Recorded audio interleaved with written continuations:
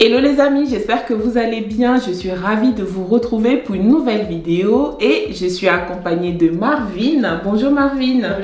Bonjour fidèles téléspectateurs d'Aliva. C'est la deuxième fois que Marvin vient sur la chaîne. La première fois, c'était pour parler de son parcours de journaliste. Il y a un an. Il y a un an. Il y a un an. Exactement. Oui. Je venais d'arriver en France. Voilà. Et on avait parlé de mon parcours de jeune présentatrice au Bénin. Oui. La plus jeune présentatrice télé béninoise. Oui. Et on s'était arrêté à... tu es venue en France pour étudier. Pour faire des études en production audiovisuelle, des études de cinématographique et audiovisuelle. Et donc, un an après, je suis en train de rédiger mon master pour soutenir à la fin de l'année. D'accord. Alors, tu vas te représenter du coup pour ceux qui ne te connaissent pas, ceux et celles qui ne te connaissent pas. Donc, je te laisse te présenter. Mais moi, je suis Marvin Oumelouti et donc à la base, je suis journaliste présentatrice. Donc, je présentais, ce sont les Béninois qui vont connaître, donc je présentais le journal dans la matinale de Canal 3 Bénin quand j'étais à Cotonou. Et après, j'ai eu envie de venir approfondir un peu ma formation en France, mais pas tellement dans le journalisme, mais plus du côté professionnel dans la production de contenu. Et donc j'ai fait l'année dernière, j'ai démarré des études en cinéma audiovisuel. Et cette année, donc, je suis en train de faire un mémoire en études cinématographiques et audiovisuelles. Et d'ailleurs, mon mémoire il traite de la relation entre le cinéma africain et les télévisions publiques en Afrique de l'Ouest, parce que j'estime que le cinéma africain est un patrimoine qui n'est pas assez valorisé, qui n'est pas assez connu par le public africain. D'accord. Bah là, en fait, on rentre dans dans le sujet directement parce que du coup, aujourd'hui, je te réinvite pour que tu nous parles de mon podcast. Voilà. En effet, j'ai créé un podcast qui s'intitule Cinéma raconté.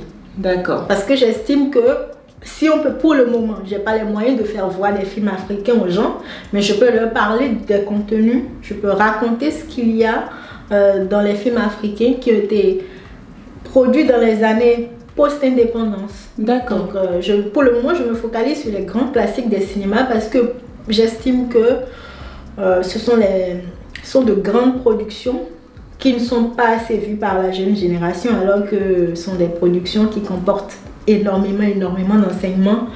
C'est un peu des griots des temps modernes. Oui. On connaît l'importance des griots en Afrique. Oui, c'est vrai. Des conteurs, donc c'est un peu... je ne m'auto-proclame pas griotte de films africains, mais je veux raconter le contenu des films africains à travers un podcast parce que je n'ai pas les moyens de faire voir les films au plus grand nombre aujourd'hui. D'accord, mais tu racontes très bien hein, parce que moi j'ai écouté plusieurs du coup et mais vraiment j'étais focalisée. J'étais dedans en fait, tu m'as emporté avec toi, je vivais le film à travers ta voix. C'est l'objectif parce que l'objectif déjà c'est de... Parce que quand tu tapes un film, quand tu connais le titre du film et que tu le tapes sur internet, tu peux avoir le synopsis, les détails du réalisateur et tout. L'objectif c'est de donner des informations qui n'existent pas sur internet, sur le tournage. Par exemple, j'ai fait un film, un épisode sur La Noire 2 où Sambel Ousmane disait dans un document, un tout petit document que j'ai découvert quelque part parce que ça nécessite aussi beaucoup de recherche, qu'il a fait ce film avec 100 000 francs CFA. Et aujourd'hui... mais bon, c'était à l'époque, et 100 000 francs c'était pas grand chose aussi. Mais tu vois, les gens ils étaient ingénieux, ils avaient peu de moyens, ils arrivaient à faire quand même de grands films. Et aujourd'hui, pourquoi est-ce que les gens, on a la possibilité d'avoir un peu plus de moyens aujourd'hui et pourtant la production africaine ce n'est pas encore ça. Donc c'est ce genre d'information, le message que véhicule le film. La vision aussi des réalisateurs de l'époque qui étaient des réalisateurs très engagés, que ce soit politiquement, que ce soit socialement. Donc montrer que les gens avaient une détermination à montrer l'Afrique telle qu'elle est, avec ses défauts, ses qualités, de montrer l'Afrique telle qu'elle est à travers des films. Et c'est ça, moi je me dis aussi que c'est important de connaître notre culture, notre histoire, notre tradition, et ça passe beaucoup par les films de cette époque-là. Oui. Alors est-ce que tu diras que le cinéma de l'époque était meilleur que le cinéma d'aujourd'hui en Afrique? Non. Je ne dirais pas ça parce que je pense qu'ils se complètent. Les films de l'époque ont beaucoup inspiré. Quand tu prends Sambel Ousmane a inspiré toute la génération d'après, 70, 80, 90. Il a inspiré Djibril Diop Mambéty, Idrissa Ouedraogo, tous les autres. Donc du coup, il y a un processus d'inspiration perpétuelle. Aujourd'hui, les jeunes plus modernes, ils ont accès à des moyens plus modernes, et donc du coup s'inspirent toujours, mais avec eux-mêmes leur propre créativité, comme on dit. Et puis les histoires ne sont pas les mêmes. L'histoire que Paul Soumanou Vieira va raconter en 1960 sera différente de l'histoire que moi je peux raconter aujourd'hui dans un film, si jamais je devenais réalisatrice d'un film.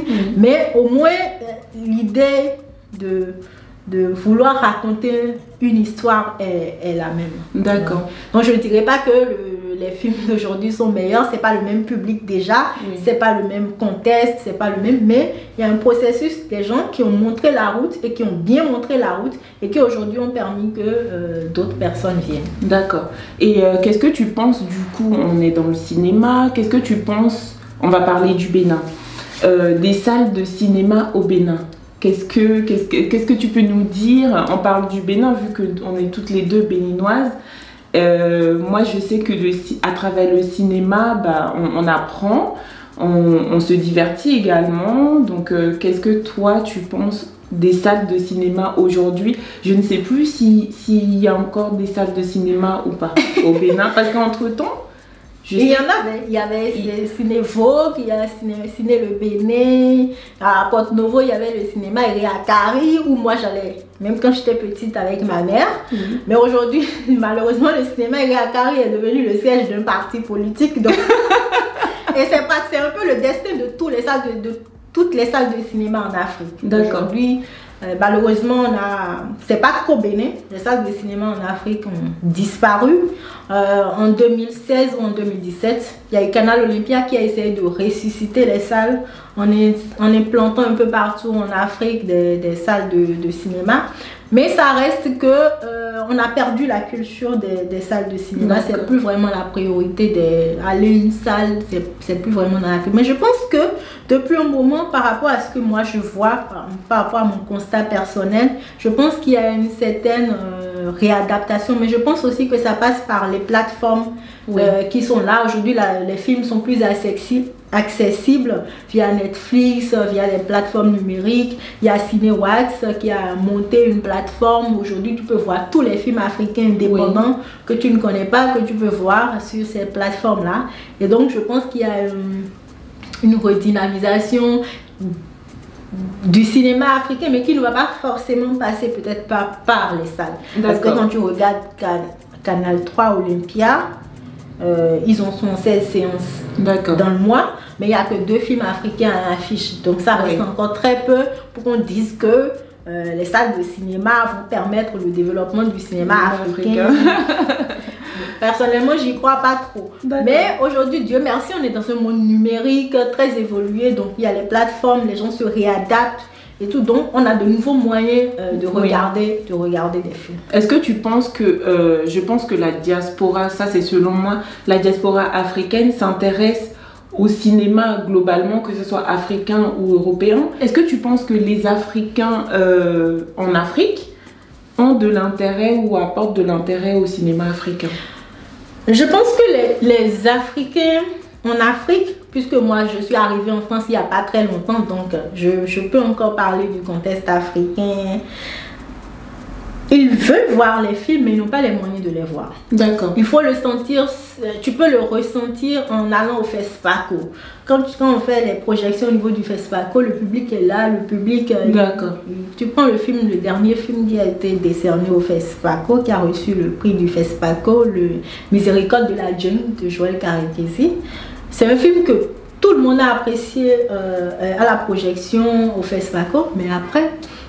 Si je veux aller le voir en salle en Afrique, il n'est pas impossible.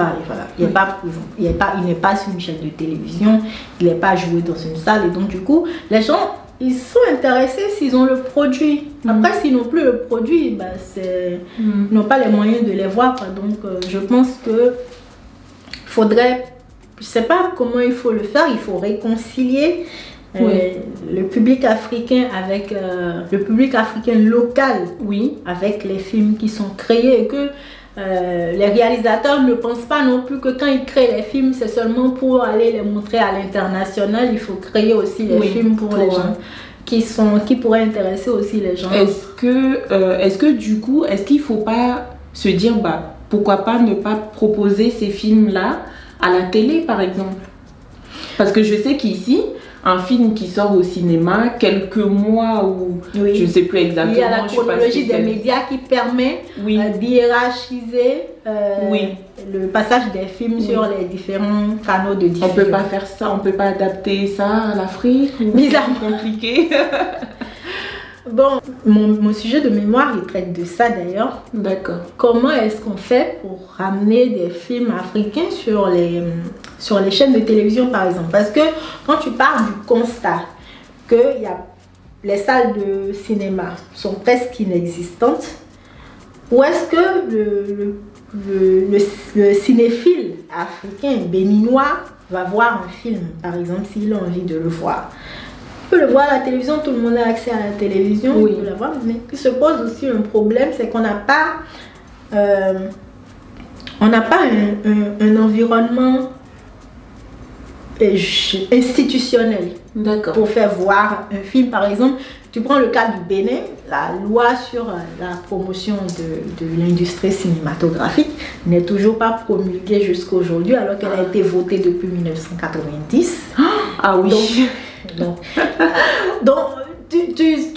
on ne sait pas dans quelle la réglementation exacte de l'industrie cinématographique. Moi, je prends le cas du Bénin parce que c'est le Bénin que moi je connais. Donc, après, moi j'ai commencé par m'intéresser au cinéma il n'y a pas très longtemps non plus. Moi je suis plus de la télé. Donc je pense quand même que c'est deux mondes qui peuvent se rencontrer et qui peuvent faciliter la promotion des films africains. Je pense qu'on a déjà les écrans télévisuels, on a déjà l'installation. Qu'est-ce qui nous empêche de faire voir des films à la télé, des films africains à la télé au lieu que ce soit les novellas qui envahissent Ma question suivante, c'est qu'est-ce que toi tu penses du cinéma béninois? Moi personnellement, quand on dit cinéma, on dit Bénin, moi je vois juste des acteurs béninois comme Djimon Houssou, mais c'est à l'international. Il y a Bella Gossou qui est aussi international aussi.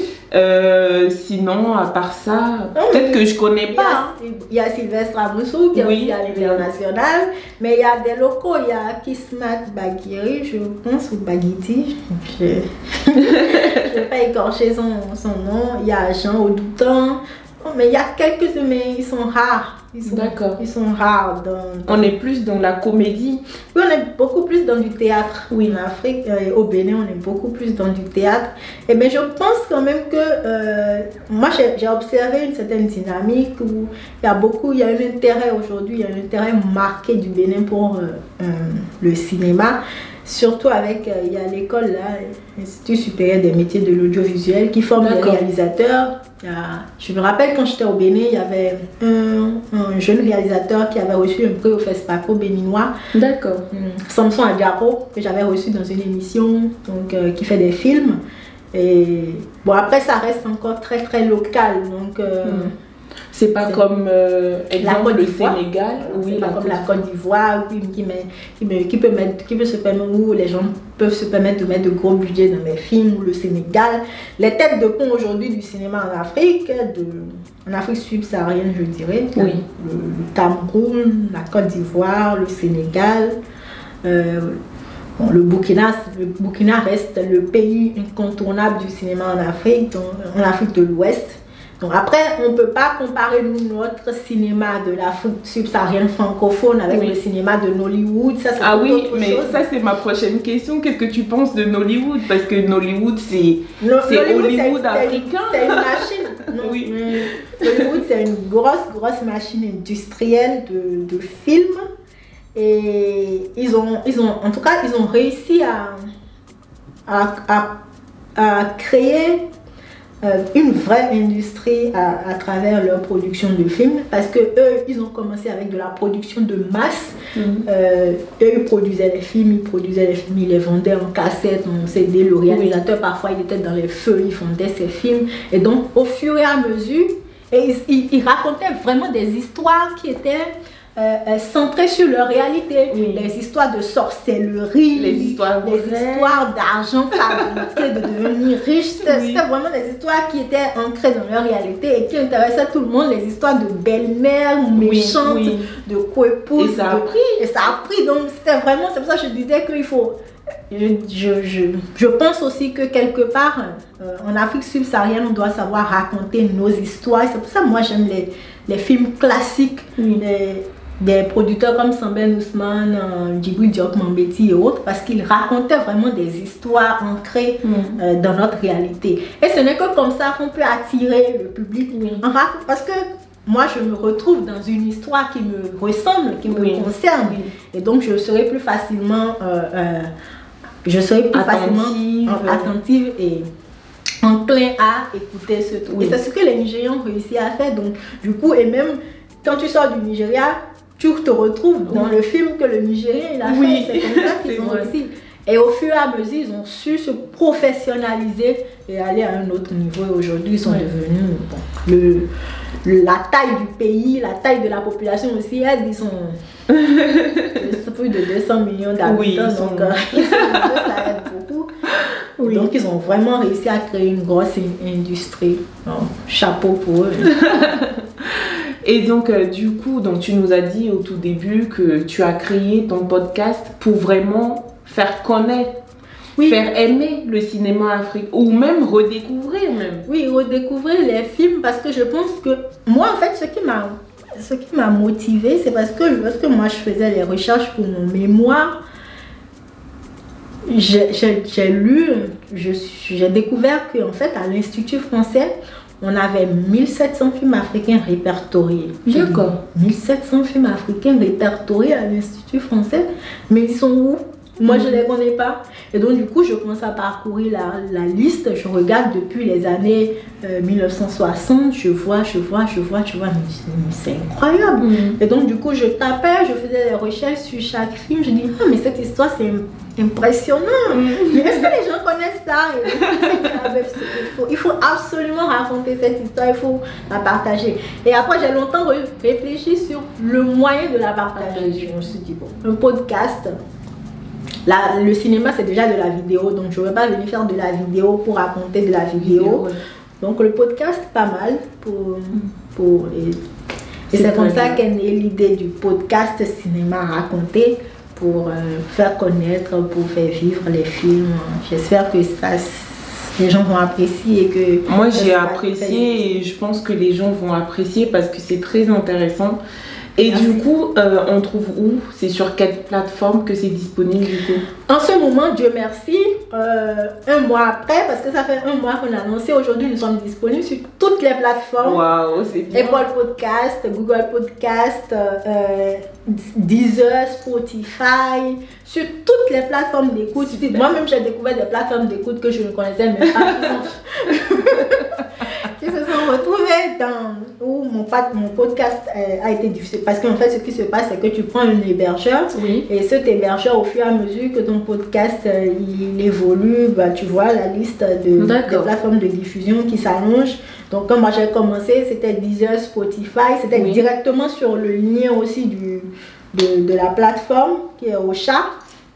Tu peux écouter directement sur Ocha ou si tu veux écouter sur Spotify, Deezer, Apple Podcast, Google Podcast et donc Stitcher, TuneIn, plein. En tout cas, sur toutes les plateformes d'écoute de podcasts qui existent. D'accord. Cinéma Raconté est disponible. On a une page Facebook, on a une page Instagram où je partage régulièrement parce que je ne peux pas non plus raconter l'histoire de tous les films, mais je partage souvent des affiches de films, des extraits de films, des extraits cultes, iconiques. Je montre par exemple la première réalisatrice de cinéma africain, donc de petites informations comme ça sur les réseaux sociaux. D'accord. Et donc le lien du podcast est disponible sur cette page. D'accord. Je vous mettrai toutes ces informations en barre d'infos et juste là, je vous mettrai le nom Facebook, Instagram du coup de ton podcast. Oui. En tout cas, merci beaucoup. Merci beaucoup. C'était un plaisir de venir. Je me suis dit, mais ça fait la deuxième fois que je viens. Je ne veux pas monopoliser les écrans d'Abiba. Mais c'est avec un grand plaisir. Hein. Tu peux revenir une 3e fois, 4 fois. Merci beaucoup. En tout cas, vraiment, c'est un projet que j'apprécie, que j'aime beaucoup. J'espère que Mais ça se sent. Quand on t'écoute, on sent que tu es passionnée en fait. Tu partages... Oui, parce que aussi, quand je suis arrivée, ça me manquait de faire du journalisme. Mais comment faire du journalisme en France parce que le journalisme, c'est aussi donner de l'information, c'est raconter une histoire. Et comment faire du journalisme. Et donc, depuis que j'ai trouvé ça et que je fais, ça, j'aime beaucoup, j'aime. J'espère que les gens aussi vont apprécier. Je n'ai pas de doute, je pense qu'ils vont apprécier et n'hésitez pas à dire en commentaire si vous avez apprécié ou même aller sur la page Facebook et Instagram, écouter et aussi laisser des commentaires. C'est intéressant de voir les commentaires parce que ça motive en fait et ça encourage. Moi je dis toujours à la fin d'un épisode, j'écris toujours, faites des recommandations pour améliorer le podcast. Moi j'aime beaucoup les retours que les gens me font sur les réseaux sociaux, que ce soit directement en commentaire ou en inbox, où on me dit je connais ce film, il y a longtemps que je ne l'ai pas vu, est-ce que tu peux faire un truc dessus? Ah ben oui, moi je vais chercher, je fais un podcast dessus. Donc c'est comme ça aussi que le podcast il va grandir et ça va devenir, on va réunir une communauté de cinéphiles, de films africains autour. Bravo. Merci. Et merci beaucoup. C'est la fin de cette vidéo. Je vous dis à très bientôt pour une nouvelle vidéo et je vous mettrai en barre d'infos toutes les informations pour aller écouter le cinéma raconté par Marvin. À très bientôt pour une nouvelle vidéo. Au revoir. Au revoir.